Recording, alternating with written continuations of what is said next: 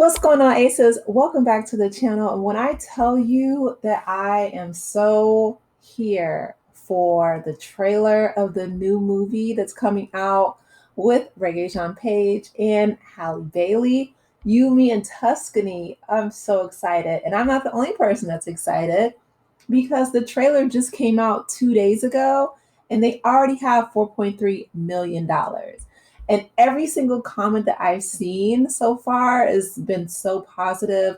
People are ready for it. Listen, the world that we live in now is so chaotic, and we need some a good old fashioned romance comedy, a rom com.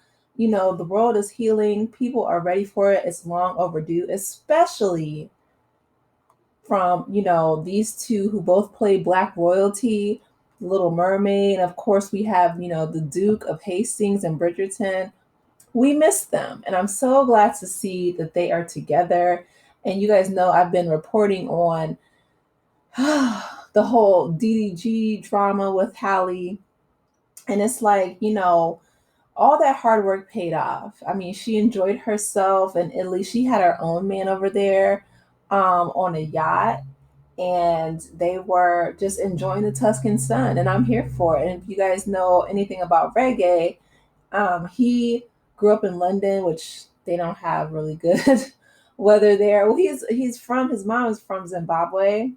Shout out to Zimbabwe, and his dad is from London, but because he's biracial. And then his family moved to London when he was younger, moved back to Zimbabwe, and eventually he, went to school and finished out his, teenage years and adulthood in London, where he currently lives now. But him being European, as well as African, right? He's very, he's someone who I feel like is going to do a great job in this role. I mean, both of them are, right? But the past couple movies, I feel like that Reggae has been in ever since Bridgerton, and he left for his own, mental health reasons, and I don't blame him because yes, he is gorgeous, and yes, he's European and well traveled and all those things, but the way that these young women, Karens, etc., these women act like they owned him, like it was really scary. Like after Bridgerton blew up, and it did. I mean, it's like blew out of the water. I don't know if it's because we were all stuck in the house. I mean, shut up, because I was definitely during the panorama. I was definitely binging Bridgerton and Tiger King, and it was just it was a time. Okay, the pandemic, the panty was a time. 2020 Christmas is when it dropped. But he blew up. He went on like Saturday Night Live, hosted, and so many people were supportive of him until he said that he was not going to come back to Bridgerton after season one because of dealing with all the racism and people just really just being just over the top. You know what I mean? Like, even though famous people are, they're celebrities and, they're very attractive and all those things, it's like they're still people. They still want their privacy. And I feel like the movies that he was put in didn't really showcase his talent. And I feel like this one, it's Will Packard. Shout out to Will Packard with, him producing the Best Man series. And I feel like he's going to do this justice. And I feel like it's come at a time where people are, they're just ready. They're ready for it. And of course, we have our girl Halle, who, again, she was in The Little Mermaid, but had to deal with all kind of racism and, dealing with the whole, like I said, DDG drama, the father of her child, even having, Halo over in Italy with her. And Reggae reposted a picture of, Halle with her son after they wrapped the movie. And DDG, I think, went to the courts and complained or something. He is, bless his little heart. I don't even want to talk about him, but he is one of the most insecure, um, unfortunate souls. Shout out to Ursula, right? Poor unfortunate souls. That's exactly how I feel when DG is involved, because he really put that girl through it. And I feel like both Halle and Rege have grown from those experiences and have come into their own. And I love the fact that they're doing this movie together. You know, the premise is Halle's character Anna. She, has a guy who she's seeing. He's Italian, and he shows her this empty villa. So she goes over. She needs a change of scenery, and Italy will do that for you every time, right? So she goes to Tuscany, and she's snooping around as people do, right? If you, you know, most people don't have the opportunity to go to a Tuscan villa that's empty, right? But if I was there, I would definitely be looking around as well. Anyway, the trailer, she finds an engagement ring and she's like, oh my gosh, and she puts it on. She's like, who leaves an engagement ring in an empty villa? Like whoever the young man that she's talking to, um, who's Italian, he must be running from his demons as well. Maybe he needed a change of scenery as well, came over and met her. But she puts on the ring, right, as young women tend to do. And then his family comes and they're like, who are you? And then they're like, oh, are you engaged to, the guy? She's like, yeah, yeah, yeah, yeah, trying to cover child. So they think that she's engaged. And then she meets Rege's character, whose name is Michael. And again, who would not fall for someone who is drop dead gorgeous? Side note, I'm still a little salty at the fact that even though Rege was named scientifically the most handsome man, I mean, backed by science, right? Scientific evidence, they did a whole facial analysis of him. You guys can look it up. But his co-star on Bridgerton, Jonathan Bailey, has won Sexiest Man Alive. And if you look at from like the past, I'll say like even like 10, 15 years back, um, the people who were black who won it, like Michael B. Jordan, Idris Elba, like they were all within that like BLM 2020 to like 2023 block. You know what I mean? They did my boy Reggae dirty because he definitely looks a whole lot better than Jonathan Bailey. But Jonathan Bailey, he is promoting Wicked, and it is a bigger movie. So, um, but I just thought that was really salty, and the fact that people were hyping, Reggae up for James Bond.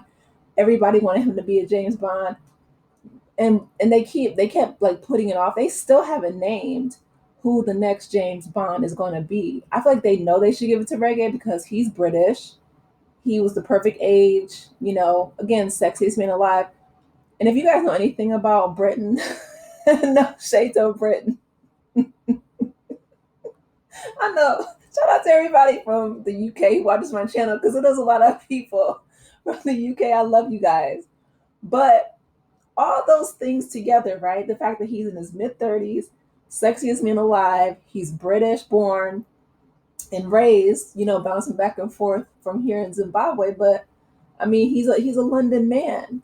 And the fact that they wouldn't give that to him is just I feel like after the superstardom of Bridgerton, people have been sabotaging his career ever since because of their own personal insecurities. And again, I get it, he's a gorgeous man, he's well traveled, but Halle didn't deserve all that hate that she got from the Little Mermaid either, right? Because she has, an incredible voice. I hope Will Packer has her singing in this movie. But anyway, enough of that. I want you guys to hear the trailer because it is too cute. And congratulations again to them having 4.3 million views in 2 days. That is no small feat. Those are like Cat Williams numbers. Shout out to Cat Williams. So let me get this straight. You mean some random rich white boy? He's Italian. So some random rich spicy white boy. And you think that that's a sign to fly to Italy tonight? It's not about him. He doesn't even live there anymore. But he told me about his big old villa just sitting there. Empty. Don't come calling me from the Tuscan jail. Ciao. First time to Tuscany? My first time pretty much anywhere. Huh? Who leaves an engagement ring in a junk drawer? What are you doing here? Arresti questa donna! This is all a really big misunderstanding. Dio mio. She's marrying Matteo. Yes, I'm marrying Matteo. Congratulazioni! What do I do? You can pretend to be his fiancé, or you go to prison. Either way, it's very romantic. Anna, this is Michael, my nephew. I gotta get out of here. Oh! Buongiorno. Gabriella wants to give you a tour of the vineyard. Why? Aren't you getting married then? Oh. We'll have a good time. I used to dream of working in a place like this. You're a chef. You belong here. This was fun. Okay, you pretended to be the white Italian man's fiance, but ended up catching feelings for the black Italian cousin brother? Oh, this some Shonda Rhimes shit. It's like you just suddenly turned up out of nowhere. I gotta tell them the truth. You got this. Will your mama be coming? I don't have una familia. You do now. This is too much. You deserve to live your life the way you want it. Is that rain? Oh my God. Okay. You can eat, pray, and love me, baby.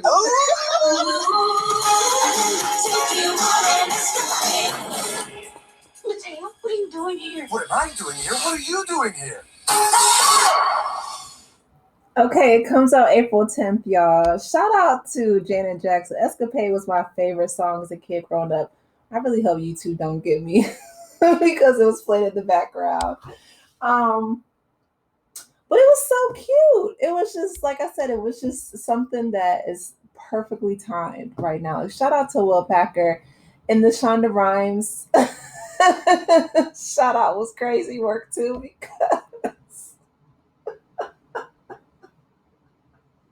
because she definitely introduced us. I don't know if you guys ever saw We the People. That was the legal drama that Rege was in before he became the Duke of Hastings and Bridgerton. But the crazy thing is, Shonda was like the queen of ABC, and it was again because of racism. Baby, when I tell you racism is something else. But anyway, I don't know if you guys are familiar with this story, but long story short, she left ABC after making them billions, okay, of dollars from, writing and creating Scandal and How to Get Away with, N-word. I can't say it here. But, We the People, where he played Leonard Knox. Rege was the prosecutor on that show. And I never even heard of that show until he got big on Bridgerton, which is crazy because I was a huge Scandal and How to Get Away with N-word fan. And, even Grey's Anatomy, that's Shonda Rhimes as well. The Grey's Anatomy is still going strong. Shout out to Shonda Rhimes. But she asked for a Disney pass. And I think that was like included in her contract, or the executives got one or whatever. And they were trying to haggle her over an amusement park pass, y'all, after she done made this network billions and billions of dollars. And that just blows my mind. And when she called, one of the Disney executives said to her on the phone, said, "Don't you have enough?"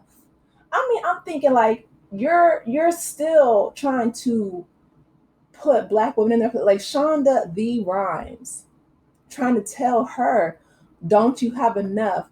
A little Disney pass. ABC owns Disney, or Disney owns ABC. Either way, they're Disney is the parent company of ABC. But that just blew my mind.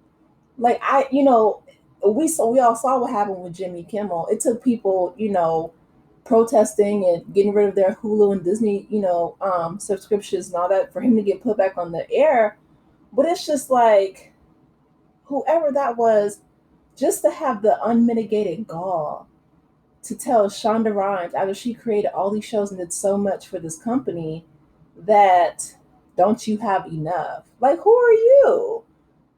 You know what I mean? To try to limit her greatness or whatever. And the fact that that was supposed to be a part of their contract. Like, I worked at an amusement park before. I was an employee at one for 2 years when I was younger.